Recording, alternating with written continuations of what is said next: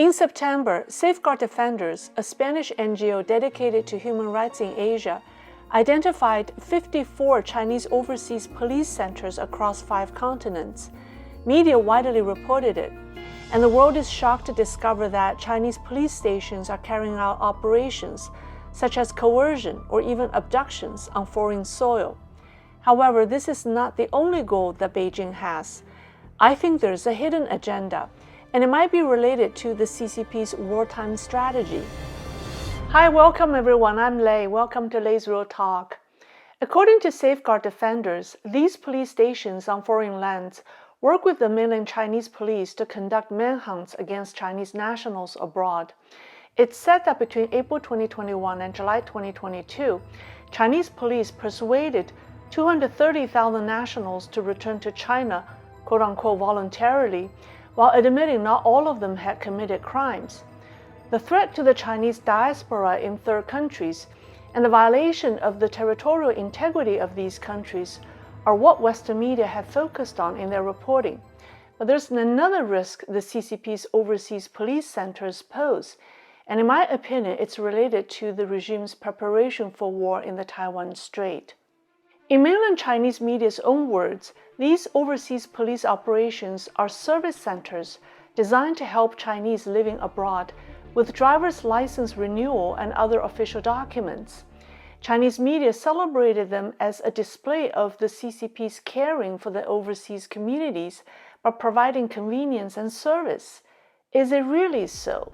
The scope of the police stations identified in the Safeguard Defenders report is limited to 2 municipal police operations, the overseas police stations from Fujian and Zhejiang provinces. But they are not the first. The earliest such operation started in 2016 in Jiangsu. Nantong City in Jiangsu Province established China's first overseas police office in February 2016 and now has 31 overseas centers and workstations, according to a May 2022 report by Chinese media Modern Express. Both Zhejiang and Jiangsu are coastal provinces near the Taiwan Strait. The newest addition of overseas police centers is from Fujian, the very province directly across from the Taiwan Strait. On January 22nd, China News Network reported that the Fuzhou Public Security Bureau will launch the first batch of 30 Fuzhou Police Overseas Service Stations in 21 countries. By the way, Fuzhou is the capital city of Fujian Province. In February, 1 month after the announcement, a Fuzhou Police Service Center was set up at the Fujian Federation of Commerce in France. In March, a police service center was set up at the Fujian Chamber of Commerce in Ireland, and in May, a similar center was established in Johannesburg, South Africa.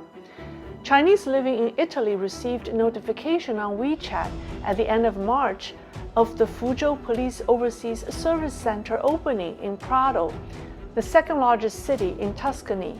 In addition, Safeguard Defenders found 2 Chinese police stations in Paris, 3 in Toronto, 2 in London, and 5 in the Spanish cities of Madrid, Barcelona, and Valencia. It also identified 1 such center in New York.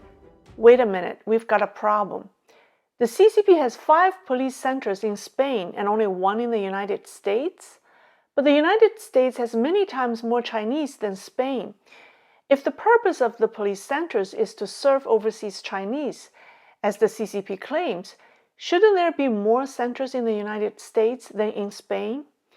When I look at the numbers, I find that North America, which has 4 times as many Chinese as Europe, has less than 1/7 of the police service centers.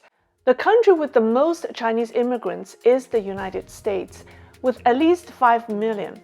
Of the 5 million Chinese, the largest group is from Fujian, the province across from Taiwan. If the CCP's objective for setting up overseas police operations is to serve the diaspora communities, the United States should have the most such centers. Even if its goal is to monitor local Chinese communities and conduct illegal manhunts, the United States should be a top priority because it has the most Chinese living outside China. But that's not what we saw. Of the initial 30 Fujian police centers announced in January, only one is in the United States, namely the one in New York. By comparison, Canada has 3, France has 2, the United Kingdom has 3, and Spain has 4. Of the 54 centers reported by Safeguard Defenders, over half, or 30, are in Europe, and a small number is in North America, most of them in Canada. Did the CCP forget Los Angeles and San Francisco? Or maybe the CCP wants to avoid the United States on purpose. But in what type of situation would the CCP avoid the United States? Remember the recording of a war preparation meeting leaked a few months ago? It has the answer. On May 14th, the Guangdong Military Theater and Guangdong Provincial Party Committee held a joint wartime planning meeting, and the recording of the session was leaked and widely spread on the internet. The meeting had 3 agendas. First, establishing a joint military-civilian command system. 2, implementing a wartime work mechanism. And 3, preparation for wartime management and control. One of the items discussed was mobilizing Chinese living overseas. The meeting transcript reads, "We should take advantage of the fact that our province has a lot of overseas Chinese, a lot of state-owned and private enterprises with overseas presence. We should adopt a way of using the civilian to lead the military and using the civilian to support the military for purchasing high-end precision instruments, special materials, and other scarce commodities, as well as strategic bulk reserves such as oil, food, and minerals. This will break the sanctions the United States and the West will impose on our strategic supplies during the war." So the CCP plans to rely on the overseas Chinese communities to obtain access to strategic resources and supplies during the war, and these police service centers are to play such a role. That explains why Europe has the most overseas police centers, but the United States has only 1, despite having the largest Chinese population. If a war breaks out in the Taiwan Strait, the United States will be involved, and any commercial activities across the Pacific will be shut down or closely monitored. Europe thus becomes an alternative for the CCP. The regime likely plans to rely on its overseas communities in Europe to help procure strategic resources during a Sino-US conflict or war. In my opinion, the location of these police stations may be the footprint of the CCP's wartime overseas supply procurement operation.